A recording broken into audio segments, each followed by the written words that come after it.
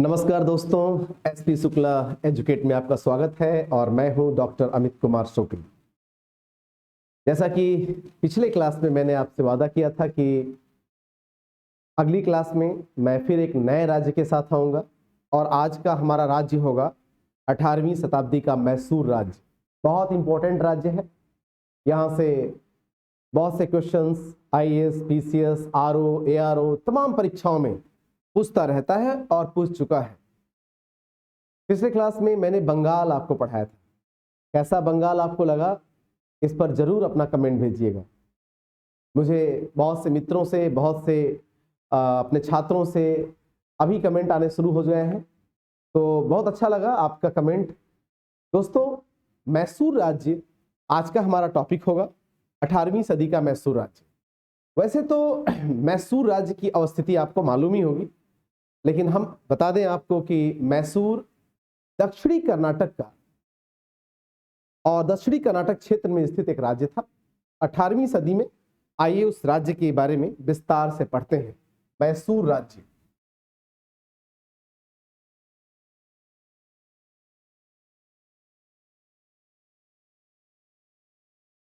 मैसूर राज्य, लेकिन हमेशा याद रखिएगा कौन सा, तो 18वीं सेंचुरी का मैसूर राज्य। इसको बात को समझिए। मैसूर राज्य के बारे में हमारा अध्ययन क्या होगा, तो इसी फ्रेमिंग के आधार पे हम मैसूर राज्य पढ़ेंगे। मैसूर राज्य का सामान्य परिचय। सामान्य परिचय सामान्य परिचय के बाद हम देखेंगे हैदर अली। हैदर अली के बारे में हम पढ़ेंगे। बड़ा इंपॉर्टेंट है, एक शासक जो इसका संस्थापक है, या हम कह सकते हैं हैदर अली के समय की गतिविधियां। हैदर अली के बाद हम देखेंगे टीपू को। टीपू टीपू के बाद हमारा टॉपिक होगा आंग्ल मैसूर युद्ध। आंग्ल मैसूर युद्ध। आंग्ल मैसूर युद्ध 4 हुए हैं, जैसा आपके हमें मालूम है। तो आंग्ल मैसूर युद्ध कुल 4 आंग्ल मैसूर युद्ध हुए, उसके बारे में अध्ययन किया जाएगा। तो आइए देखते हैं सामान्य परिचय, हैदर अली, टीपू और आंग्ल मैसूर युद्ध। दोस्तों, मैसूर राज्य जो वर्तमान कर्नाटक के दक्षिण हिस्से में स्थित था, सामान्यतः कभी इस क्षेत्र में विजयनगर साम्राज्य हुआ करता था। महान विजयनगर साम्राज्य जो अपनी राजनीतिक, अपनी सांस्कृतिक, अपने अन्य गतिविधियों के लिए विख्यात रहा है। 1565 में तालीकोटा के युद्ध में, ध्यान से समझिएगा, 1565 में तालीकोटा या राक्षस तंगड़ी के युद्ध में बहमनी राज्य से अलग हुए राज्यों के संघ ने विजयनगर राज्य को बुरी तरह पराजित किया। तालीकोटा के युद्ध में 1565 में तालीकोटा के युद्ध में बहमनी राज्य से अलग हुए राज्यों के संघ ने विजयनगर को बुरी तरह पराजित किया, निर्णायक रूप से पराजित किया। इसके बाद विजयनगर की वो गौरव, विजयनगर का वो रुतबा, वो उसका उत्कर्ष सदैव के लिए समाप्त हो गया। इसी कड़ी में 1612 ईस्वी में, ध्यान से समझिएगा, वेंकट द्वितीय के समय, जो उस समय के छोटे से विजयनगर राज्य का राजा था, प्रभावहीन विजयनगर राज्य का राजा था, उसके समय में उसने अड्यार को राजा बनाया मैसूर का। अड्यार कौन सा पकड़िएगा, अड्यार को कहां का राजा बनाया, मैसूर का राजा बनाया वाडियार को। तो कौन सा पकड़ना, मैंने कहा कि 1612 में वाडियार को राजा बनाया वेंकट द्वितीय ने, और इस तरह से मैसूर में, इस तरह से मैसूर में वाडियार वंश, कौन सा वंश? वाडियार वंश की स्थापना हुई। और ये छोटे से क्षेत्र में मैसूर का वाडियार वंश शासन करता रहा। मैं आपको बता दूं कि ये 17वीं सदी है जब वाडियार को राजा बनाया वेंकट द्वितीय ने, और मैसूर में इसके साथ ही वाडियार वंश की स्थापना हुई। हुआ क्या कि बहुत समय तक वाडियार वंश एक छोटे से राज्य के रूप में शासन करता रहा, लेकिन अगली सदी मतलब ये 17वीं सदी है, तो 18वीं सदी, कौन सा पड़ेगा?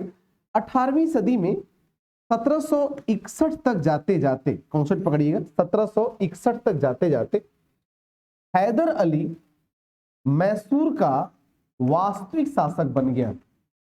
वास्तविक शासक बन गया, कौन सा पकड़िएगा? 1612 में वाडियार वंश का स्थापना हुई, लेकिन मैंने कहा 1761 तक जाते जाते हैदर अली वाडियार का मतलब मैसूर का वास्तविक शासक बन गया। आगे देखते हैं। जब सामान्य परिचय की हम बात करते हैं,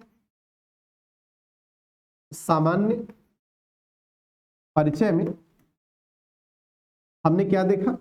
एक पॉइंट देखा, भूमिका। हमने भूमिका या भूमिका में पृष्ठभूमि देखी, पृष्ठभूमि देखी। पृष्ठभूमि में हमें क्या दिखाई देता है कि ये विजयनगर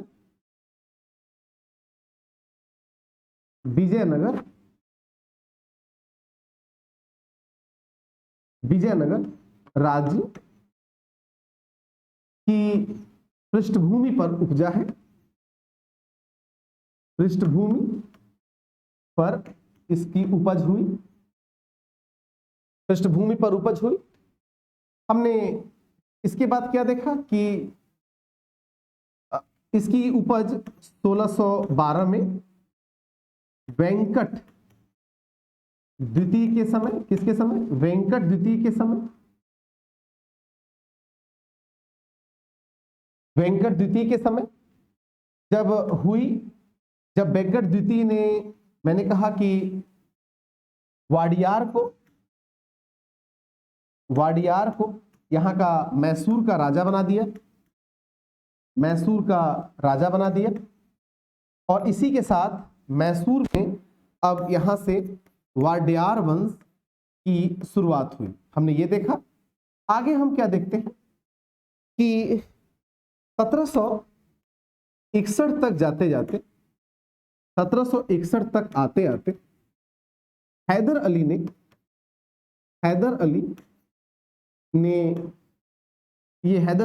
ये मैसूर का वास्तविक शासक बन जाता है, वास्तविक शासक बन गया। 1761 तक जाते जाते हैदर अली मैसूर का वास्तविक शासक बन गया। और यहां से शुरू होता है 18वीं सदी के मैसूर की कहानी, जिसकी कहानी का सबसे बड़ा हिस्सा हैदर अली के कार्य, टीपू के अपने व्यक्तित्व और उसके कार्य तथा आंग्ल मैसूर युद्ध के रूप में दिखाई देता है। तो आइए दोस्तों, 1761 तक की हमने बात देखी कि हैदर अली जो है यह मैसूर का वास्तविक शासक बन गया, और वाडियार वंश जो है उसका शासक नेपथ्य में चला गया, वह अब नाम मात्र का बचा, लेकिन आगे सारी सत्ता हैदर अली अब अधिग्रहण कर लेगा। तो आगे हम देखते हैं। पहला पॉइंट तो हमने ये देखा। दूसरा पॉइंट ये है इसका कि हैदर अली कॉन्सेप्ट पकड़िएगा। हैदर अली इतिहास का एक बहुत ही महत्वपूर्ण शासक है, जिसने एक छोटे से राज्य से अपना जीवन शुरू किया था। 1727 में बूंदी कोट, समझिएगा, 1727 में बूंदी कोट जो मैसूर में ही है, कौन पकड़िए, 1727 में बूंदी कोट में हैदर का जन्म हुआ था। इसने एक सामान्य सिपाही के रूप में अपना, साधारण सिपाही के रूप में अपना जीवन, साधारण सैनिक के रूप में अपना, घुड़सवार सैनिक के रूप में अपना जीवन शुरू किया था। बिल्कुल ही साधारण घुड़सवार के रूप में, ये साधारण घुड़सवार के रूप में अपना जीवन शुरू किया, जीवन की शुरुआत किया इसने। और इसने जल्दी ही क्या किया कि डिंडीगुल में इसने फ्रांसीसियों की सहायता से, किसकी ध्यान दीजिएगा, फ्रांसीसियों की सहायता से इसने एक आयुध फैक्ट्री की स्थापना कर डाली। कॉन्सेप्ट पकड़ना, अर्थात हैदर अली जिसने अपने जीवन की शुरुआत एक साधारण घुड़सवार सैनिक के रूप में किया था, वह जल्दी ही एक बड़े पद पर धीरे धीरे प्रशिक्षित पहुंच गया और उसने डिंडीगुल में एक आधुनिक शस्त्रागार की स्थापना किया और वहां पर अपनी सेना को उसने प्रशिक्षण दिलवाया। इसको आप ध्यान से देख सकते हैं, समझ सकते हैं।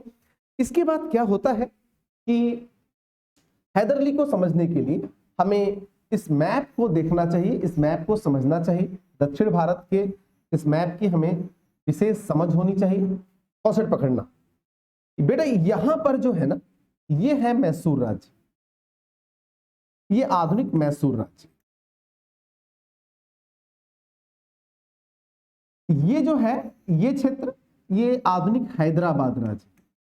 हैदराबाद, यहां पर निजाम का शासन था, निजाम का राज था। और ये जो एरिया है, ये एरिया मराठों का था। कॉन्सेप्ट पकड़िए, मराठों का राज्य था। अब ये जो मराठे थे, मैसूर, हैदराबाद राज्य जहां निजाम है, और मराठे, इन तीनों के बीच परस्पर संघर्ष चलता रहता था। इन तीनों के बीच परस्पर संघर्ष दिखाई देता है। यही कहानी हमें 18वीं सदी में 1750 और 1760 के दशक में स्पष्ट रूप से दिखाई देती है और आगे भी ये कहानी दिखती है। इस तीन राज्यों में, राज्य ए, बी और सी में एक चौथी कड़ी भी शामिल हो जाती है, एक चौथी कड़ी भी शामिल हो जाती है जो अंग्रेज है। और पढ़िए, जो अंग्रेज है। अब जल्दी ही अंग्रेजों ने भी इन्हें चुनौती देना शुरू कर दिया। तो आगे की कहानी हम कैसे देखेंगे? एक तरफ मैंने कहा कि मराठों मैसूर के बीच संघर्ष है, मैसूर और हैदराबाद के बीच संघर्ष है। तो अगली कहानी यह दिखाई देगा कि अंग्रेजों और मैसूर के बीच भी एक संघर्ष दिखाई देगा। अंग्रेजों और मैसूर के बीच यह संघर्ष बहुत लंबा चला, जिसकी शुरुआत 1667 में हुई प्रथम आंग्ल मैसूर युद्ध से और जिसकी समाप्ति 1799 में हुई चौथे आंग्ल मैसूर युद्ध से, जिसमें निर्णायक रूप से मैसूर की पराजय होती है। तो आइए हम देखते हैं इस समय क्या हुआ। एक छोटे से मैसूर राज्य को हैदर अली ने अपनी प्रतिभा के बल पर एक बड़ा मैसूर राज्य बदल दिया था और धीरे धीरे अंग्रेजों को भी ये लगने लगा था कि दक्षिण में अगर सबसे बड़ी कोई शक्ति अंग्रेजों की शत्रु है, कोई खतरा है, तो वो हैदर अली का मैसूर राज्य है। यानी हैदर की यहां तक की हम भूमिका को, यहां तक के महत्व को देख सकते हैं। इसी कड़ी में ध्यान से समझिएगा, इसी कड़ी में हमें क्या दिखाई देता है? आंग्ल, इसी कड़ी में हमें आंग्ल मैसूर संघर्ष दिखाई देता है। आंग्ल मैसूर संघर्ष दिखाई देता है। कॉन्सेप्ट पकड़िए। आंग्ल मैसूर संघर्ष कुल 4 हुए। प्रथम आंग्ल मैसूर संघर्ष, द्वितीय आंग्ल मैसूर संघर्ष, तृतीय और चतुर्थ आंग्ल मैसूर संघर्ष। कॉन्सेप्ट पकड़िए। प्रथम आंग्ल मैसूर संघर्ष, द्वितीय आंग्ल मैसूर संघर्ष, तृतीय आंग्ल मैसूर संघर्ष और चतुर्थ आंग्ल मैसूर संघर्ष। प्रथम आंग्ल मैसूर संघर्ष में हैदर अली, द्वितीय आंग्ल मैसूर संघर्ष में पहले हैदर पहले हैदर फिर टीपू ने भाग लिया अंग्रेजों के खिलाफ, तृतीय में टीपू ने भाग लिया और चतुर्थ में भी टीपू ने भाग लिया। कॉन्सेप्ट पकड़ना। प्रथम आंग्ल मैसूर संघर्ष मैंने कहा 1767 से 1769 तक चला। इसका समय ध्यान लीजिएगा, यानी कि जो प्रथम आंग्ल मैसूर संघर्ष है वो 1767 से 1769 तक चला। और इस आंग्ल मैसूर संघर्ष में लॉर्ड वेरेल्स्ट, कॉन्सेप्ट पकड़ना, हैदर अली जब था, दूसरी तरफ अंग्रेज थे, तो इस यहां पर अंग्रेजी जो गवर्नर था वो लॉर्ड वेरेल्स्ट था, वेरेल्स्ट था। इसी गवर्नर जनरल के समय प्रथम आंग्ल मैसूर संघर्ष हुआ। इस आंग्ल मैसूर संघर्ष में हमें क्या दिखाई देता है? हैदर अली ने अंग्रेजों का बड़ी ही बहादुरी से मुकाबला किया। दोस्तों, यहां तक कहा जाता है कि अंग्रेजों को उसने इस भ्रम से निकाल दिया कि भारतीय शक्ति कमजोर है। हैदर अली ने अंग्रेजों को कई मोर्चों पर पराजित किया और उसने अंग्रेजों को इस स्तर पर सोचने को मजबूर कर दिया कि अंग्रेज फिर जल्दी मैसूर के खिलाफ आवाज न उठाएं। लेकिन अंग्रेजों ने बहुत रणनीति के साथ एक अपमानजनक संधि करने पर मजबूर हुए। लेकिन अंग्रेजों की वहां भी एक रणनीति थी, क्योंकि अंग्रेज जब अंग्रेजों को लगता था कि वो पराजित हो सकते हैं, उनकी स्थिति खराब है, तो वो किसी न किसी संधि के माध्यम से अपनी स्थिति को बेहतर कर लेते थे और किसी संधि के माध्यम से अपनी खराब होती स्थिति को क्या करते थे? सुधारने लगते थे। संधि हो गई, युद्ध रुक गया, फिर अंग्रेज धीरे धीरे अपनी स्थिति को सुधारते थे और उचित समय देख करके फिर से हमला कर देते थे। अंग्रेजों की रणनीति थी। अपने इसी रणनीति के तहत जो प्रथम आंग्ल मैसूर युद्ध में मैंने कहा हैदर अली और अंग्रेजों के बीच हुआ, उस समय अंग्रेज गवर्नर कौन था? लॉर्ड वेरेल्स्ट था। और यह युद्ध मद्रास की संधि से समाप्त हुआ। ध्यान समझिएगा, यह युद्ध मद्रास की संधि से समाप्त हुआ। मद्रास की संधि अंग्रेजों के लिए निसंदेह अपमानजनक संधि थी। यद्यपि यह युद्ध अनिर्णित रहा, अनिर्णायक रहा, लेकिन इस युद्ध में हैदर अली का पलड़ा भारी रहा। दोस्तों, मैंने अभी कहा था कि अंग्रेज कोई भी काम बहुत ही रणनीति के साथ करते हैं। अंग्रेजों ने अगले 14 वर्षों तक मैसूर के साथ कोई युद्ध नहीं किया, लेकिन अगले 14 वर्ष में जब उनको लगा कि अब मैसूर के साथ संघर्ष किया जाए, तब उन्होंने मैसूर के साथ पुनः संघर्ष शुरू किया। क्योंकि अंग्रेज एक समय में एक युद्ध लड़ना चाहता था। यह उनकी रणनीति थी कि एक समय में एक युद्ध लड़ेंगे और एक एक कर भारतीय राज्यों को जीतेंगे। इसी रणनीति के तहत उन्होंने पहले आंग्ल मैसूर युद्ध के समय और दूसरे आंग्ल मैसूर युद्ध के समय एक अंतर दिखाई देगा। पहले आंग्ल मैसूर युद्ध के समय उन्होंने गलती कर दिया। अंग्रेज गलती कर बैठे। उनकी गलती क्या थी? वो एक ही समय में दो मोर्चों पर लड़ रहे थे। अर्थात एक तरफ अंग्रेज मैसूर से लड़ रहे थे और दूसरी तरफ मराठों से। ऐसे में उन्होंने अपनी रणनीति के विरुद्ध जाकर काम किया, जिसका खामियाजा उन्हें भुगतना पड़ा। लेकिन आगे हमें क्या दिखाई देता है? अंग्रेजों ने सोच समझकर द्वितीय आंग्ल मैसूर युद्ध 1780 में शुरू किया। तो आगे ध्यान दीजिएगा बेटा, द्वितीय आंग्ल मैसूर युद्ध, कॉन्सेप्ट बहुत क्लियर है। द्वितीय आंग्ल मैसूर युद्ध, आंग्ल मैसूर युद्ध, द्वितीय आंग्ल मैसूर युद्ध 1780 में शुरू हुआ और यह 1784 तक चला। ध्यान समझिएगा, द्वितीय आंग्ल मैसूर युद्ध 1780 से 1784 ईस्वी तक चला। और इस समय मैंने कहा कि ये बड़ी महत्वपूर्ण युद्ध है। इसे समझना होगा आपको कि द्वितीय आंग्ल मैसूर युद्ध के समय क्या क्या हुआ। पहली बात, इस समय इस युद्ध की शुरुआत टीपू से पहले हैदर ने किया था। कॉन्सेप्ट पकड़िएगा, इस युद्ध की शुरुआत मैसूर की तरफ से हैदर लड़ रहा था अंग्रेजों से, यानी कि अंग्रेजों का मुकाबला हैदर कर रहा था, लेकिन युद्ध भूमि में ही हैदर मारा गया। युद्ध भूमि में हैदर मारा गया। हैदर के मरने के बाद हमें क्या दिखाई देता है कि जैसे हैदर मरता है, उसका बेटा टीपू युद्ध सबका मोर्चा संभाल लेता है और बहुत बहादुरी के साथ टीपू युद्ध लड़ता है। अंग्रेजों को लगा था कि शायद वो इस युद्ध में कुछ विशेष कर पाएंगे, शायद वो इसी युद्ध में हैदर के मरने के बाद मैसूर को हरा देंगे। लेकिन अंग्रेजों की यह सोच सार्थक नहीं हुई, खरा नहीं उतरा। क्यों? क्योंकि टीपू ने बड़ी बहादुरी के साथ अंग्रेजों से युद्ध किया और अंग्रेजों को के साथ मंगलोर की संधि करने के लिए विवश किया। एक्चुअली हुआ क्या था इस युद्ध में? हैदर अली बहादुरी से इस युद्ध में अंग्रेजों का मुकाबला करता है और वो मारा जाता है। उसके मरने के बाद टीपू सुल्तान ने रणभूमि में मोर्चा संभाल लिया। लेकिन एक विशेष बात क्या दिखाई देती है,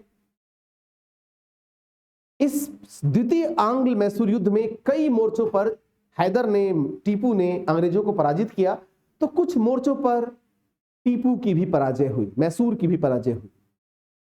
ऐसे में दोनों ने यह बेहतर समझा कि एक संधि के द्वारा द्वितीय आंग्ल मैसूर युद्ध रोक दिया जाए, और वो संधि थी मैंगलोर की संधि। ध्यान दीजिएगा, क्या है? मैंगलोर या मंगलोर की संधि। मैंगलोर की संधि से ये युद्ध समाप्त हो गया। मैंगलोर की संधि से क्या हुआ? ये युद्ध समाप्त हुआ। यानी द्वितीय आंग्ल मैसूर युद्ध किस संधि से समाप्त हुआ? मैंगलोर की संधि से समाप्त हुआ। कॉन्सेप्ट पकड़िएगा। द्वितीय आंग्ल मैसूर युद्ध के समय अंग्रेजी जो गवर्नर था वो लॉर्ड वारेन हेस्टिंग्स था। ध्यान दीजिएगा, Lord Warren Hastings, Lord Warren Hastings था। द्वितीय आंग्ल, मैंने कहा मैसूर युद्ध के समय जो अंग्रेजी गवर्नर था वो लॉर्ड वारेन हेस्टिंग्स था। और लॉर्ड वारेन हेस्टिंग्स के समय हमने देखा कि द्वितीय आंग्ल मैसूर युद्ध हुआ था, और ये प्रश्न पीसीएस में, आरओ में भी पूछ चुका है और आने वाली परीक्षाओं में फिर से पूछ सकता है। तो ध्यान दीजिए बेटा, द्वितीय आंग्ल मैसूर युद्ध 1780 से 1784 ईस्वी तक चला। मैंने कहा कि अंग्रेजों से सबसे पहले हैदर ने मुकाबला किया। हैदर की युद्ध में ही मृत्यु हो गई, मारा गया युद्ध में, और तत्काल टीपू ने अदम्य साहस के साथ इस युद्ध को संभाल लिया, मोर्चे को संभाल लिया। और द्वितीय आंग्ल मैसूर युद्ध जो लगभग 4 वर्षों तक चला, इसमें कुछ मोर्चों पर अंग्रेजों की पराजय हुई तो कुछ मोर्चों पर टीपू की पराजय हुई। अंततः दोनों ने मिलकर के मैंगलोर की संधि किया और इस संधि के साथ युद्ध समाप्ति की घोषणा की। मैं फिर से याद दिलाता हूं कि अंग्रेज कोई भी काम बड़ी रणनीति के साथ करते हैं। उनकी रणनीति का हिस्सा है भारत को एक एक कर जीतेंगे और एक समय में एक युद्ध लड़ेंगे। यहां एक युद्ध लड़ रहे थे। इसके बाद अंग्रेजों ने एक रणनीति बनाई। उनको लगा कि अभी भी मैसूर कमजोर नहीं हुआ है, इसलिए कुछ वर्षों तक उन्होंने युद्ध करने का निश्चय नहीं किया। लेकिन फिर मैं कहता हूं कि अंग्रेज कोई भी काम क्या करते हैं, बड़े ही रणनीति के साथ करते हैं। और इस समय अंग्रेजों का गवर्नर है वारेन, लॉर्ड वारेन हेस्टिंग्स। तो पहले आपको याद, रिवीजन कैसे करना होगा कि पहला आंग्ल मैसूर युद्ध कब हुआ? 1767 से 1769 में। और गवर्नर जनरल कौन था? लॉर्ड वारेल्स। और प्रथम आंग्ल मैसूर युद्ध की समाप्ति किस संधि से हुई? मद्रास की संधि से। तथा द्वितीय आंग्ल मैसूर युद्ध की समाप्ति मैंगलोर की संधि से। और इस समय गवर्नर जनरल कौन है? बंगाल का गवर्नर जनरल, तो वो है लॉर्ड वारेन हेस्टिंग्स। क्लियर है? अब आगे बढ़ते हैं। तृतीय आंग्ल मैसूर युद्ध, ध्यान देना, काफी इंपॉर्टेंट है। तृतीय आंग्ल मैसूर युद्ध, आंग्ल मैसूर युद्ध, तृतीय आंग्ल मैसूर युद्ध, ये एक बहुत ही निर्णायक युद्ध साबित हुआ। तृतीय आंग्ल मैसूर, अंग्रेजों और फ्रांसीसियों के बीच तृतीय आंग्ल मैसूर युद्ध 1790 से 1792 ईस्वी तक चला। ध्यान दीजिएगा, 1790 से 1792 ईस्वी तक चला। यह युद्ध बहुत ही निर्णायक युद्ध रहा। आइए देखते हैं कैसे निर्णायक रहा। तृतीय आंग्ल मैसूर युद्ध में अंग्रेजों का साथ कौन कौन दिया, तो मैं पिछले भी बता चुका हूं। ये इस मैप को आपको समझना होगा। मैसूर के खिलाफ, ये मैसूर है, मैसूर के साथ दोस्तों यहां मराठे हैं और यहां हैदराबाद का निजाम, हैदराबाद का निजाम। अंग्रेजों ने क्या किया, इस समय एक संघ बनाया जिसमें एक तरफ हैदराबाद, दूसरी तरफ मराठे और तीसरी तरफ अंग्रेज, इन तीनों का संघ बन गया और इन तीनों के संघ ने मिलकर मैसूर पर अटैक कर दिया। आईएएस में पूछा गया प्रश्न, तृतीय आंग्ल मैसूर युद्ध में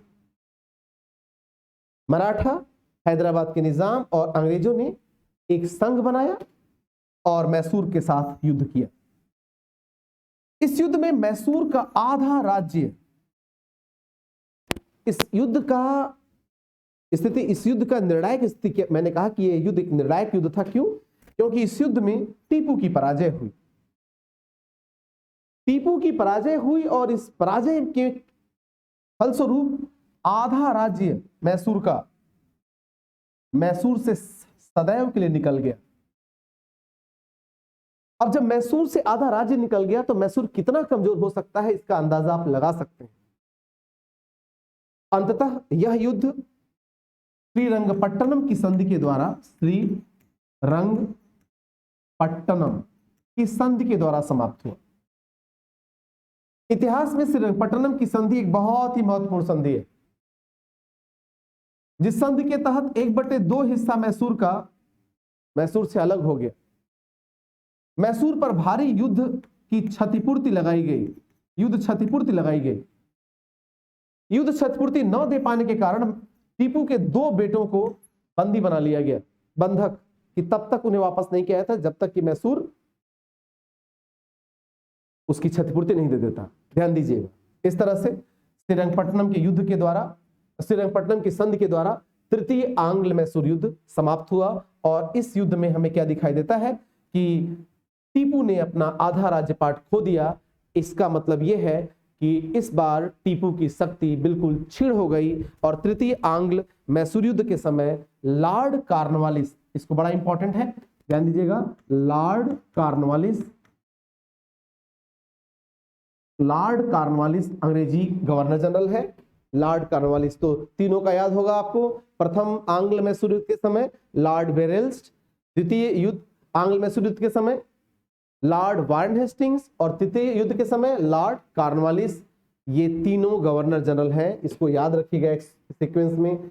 मैंने कहा तृतीय आंग्ल मैसूर युद्ध 1790 से 92 के बीच में हुआ।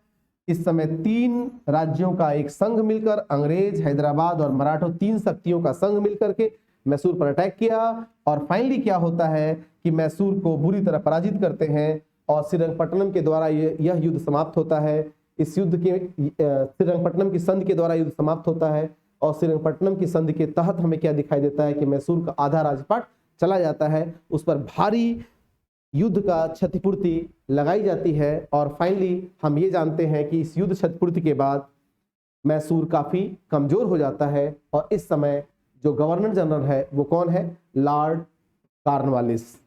तो ये था आपके सामने तृतीय आंग्ल मैसूर युद्ध। दोस्तों इसके बाद 1799 में चतुर्थ आंग्ल मैसूर होता है।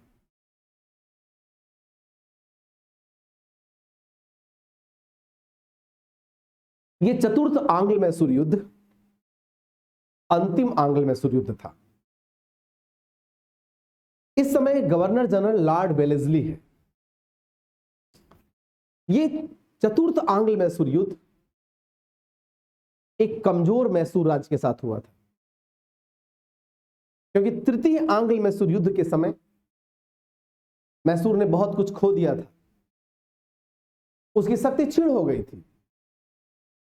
बावजूद इसके टीपू अंग्रेजों के सामने घुटने नहीं टेकता।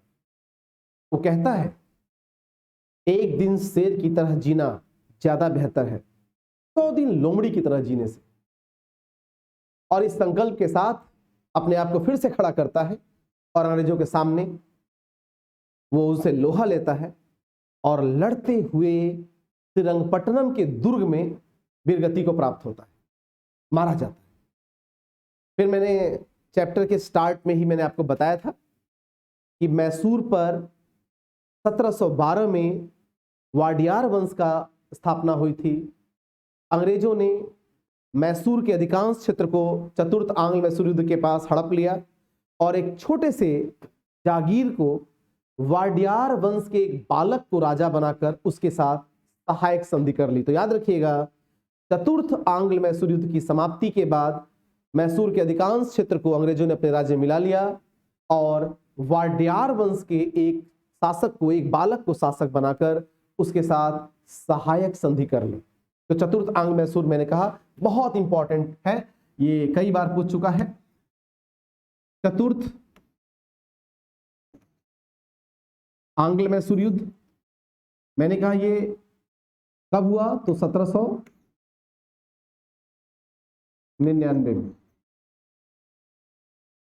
किसके समय हुआ, तो लॉर्ड वेलेस्ली, लॉर्ड वेलेस्ली या लॉर्ड वेलेस्ली। इस युद्ध का फाइनली निर्णय कैसे हुआ, तो टीपू मारा गया, युद्ध में टीपू मारा गया। याद रखना दोस्तों, द्वितीय आंग्ल मैसूर युद्ध में हैदर मारा गया और चतुर्थ आंग्ल मैसूर युद्ध में टीपू मारा गया। टीपू मारा गया, फिर क्या हुआ, यही वाडियार वंश के एक बालक के साथ अंग्रेजों ने सहायक संधि कर लिया,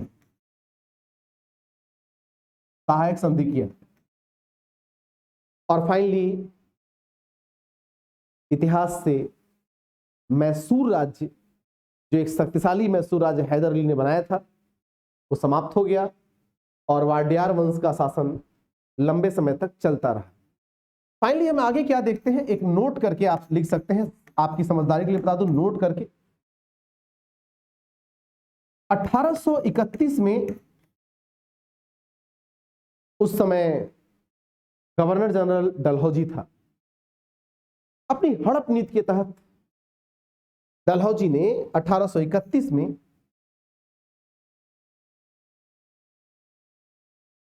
उसने मैसूर राज्य को अपने में विलय कर लिया, अंग्रेजी राज्य। ध्यान समझिएगा, 1831 को मैसूर राज्य में उसने अपना विलय कर लिया और उस समय विलियम बेंटिक, डलहौजी नहीं सॉरी, विलियम बेंटिक उस समय गवर्नर जनरल था और विलियम बेंटिक ने 1831 में मैसूर राज्य का ही विलय कर लिया।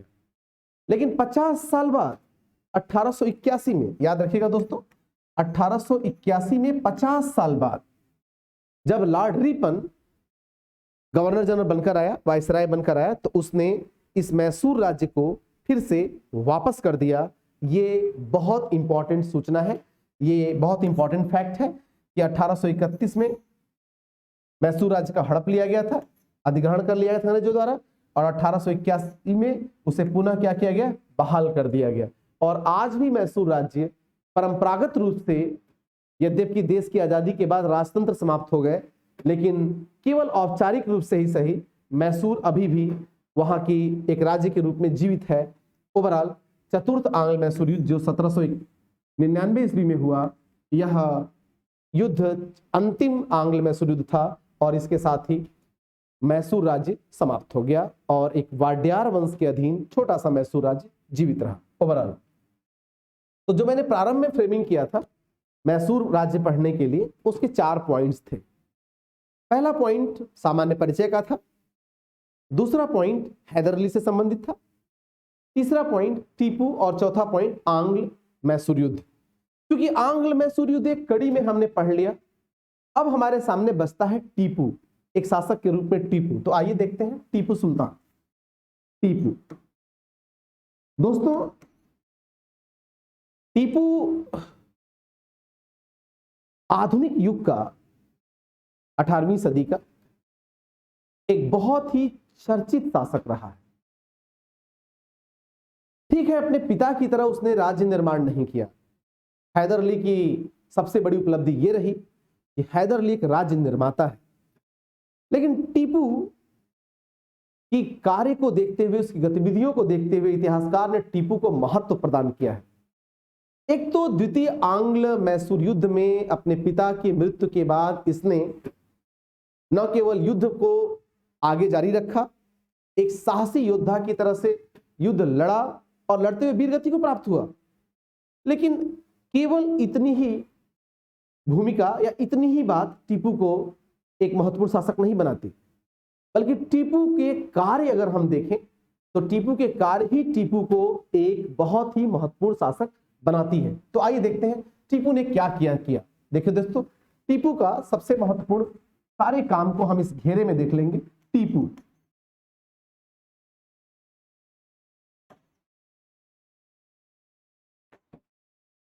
टीपू की सबसे बड़ी भूमिका क्या रही? टीपू स्वयं को नागरिक टीपू कहता था।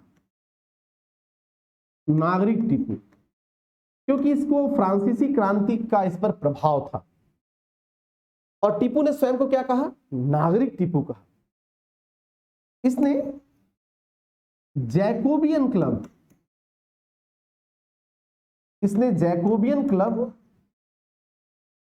की स्थापना की और स्वयं उसका सदस्य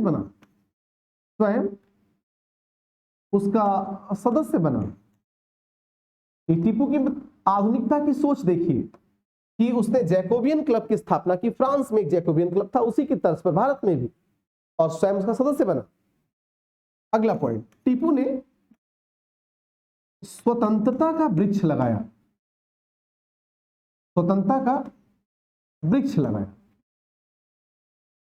टीपू ने ईस्ट इंडिया कंपनी के तर्ज पर एक व्यापारिक बोर्ड का गठन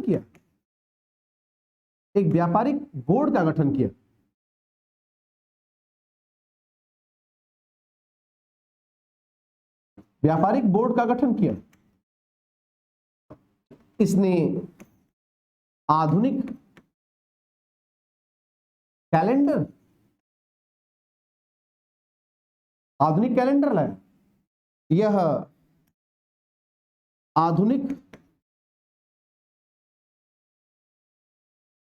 आधुनिक माप बाट प्रणाली लाई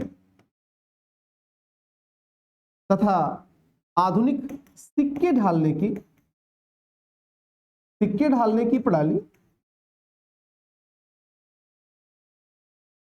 आधुनिक तौर पे सिक्के ढालने की प्रणाली भी टीपू लेकर आता है।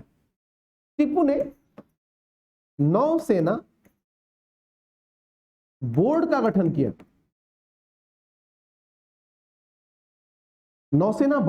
किया। इसने कई महत्वपूर्ण बंदरगाह बनवाए, कई महत्वपूर्ण बंदरगाहों का निर्माण करवाया, और सबसे महत्वपूर्ण बात यह रही कि टीपू ने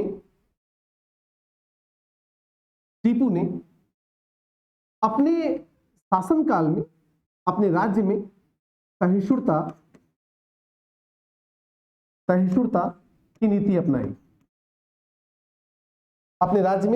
की नीति अपनाई। आपको बता दूं कि मराठा आक्रमण से क्षतिग्रस्त हुए श्रृंगेरी मंदिर की मरम्मत के लिए तथा शारदा देवी की मूर्ति की स्थापना के लिए उसने धन भी दिया था। ये टीपू की सबसे महत्वपूर्ण बात रही। और श्रीरंगपट्टनम के दुर्ग में श्रीनाथ नरसिंह अथवा गंगाधरेश्वर मंदिर, ध्यान समझिएगा, श्रीरंगपट्टनम के दुर्ग में रहता था, वहां गंगाधरेश्वर मंदिर या श्रीरंगनाथ पट्टनम मंदिर, वहां पर पूजा अर्चना होती थी, जिसमें कभी भी टीपू ने कोई व्यवधान नहीं डाला। यद्यपि टीपू पर आरोप है कि कुछ क्षेत्रों में उसने गैर इस्लामिक लोगों पर अटैक भी किया था।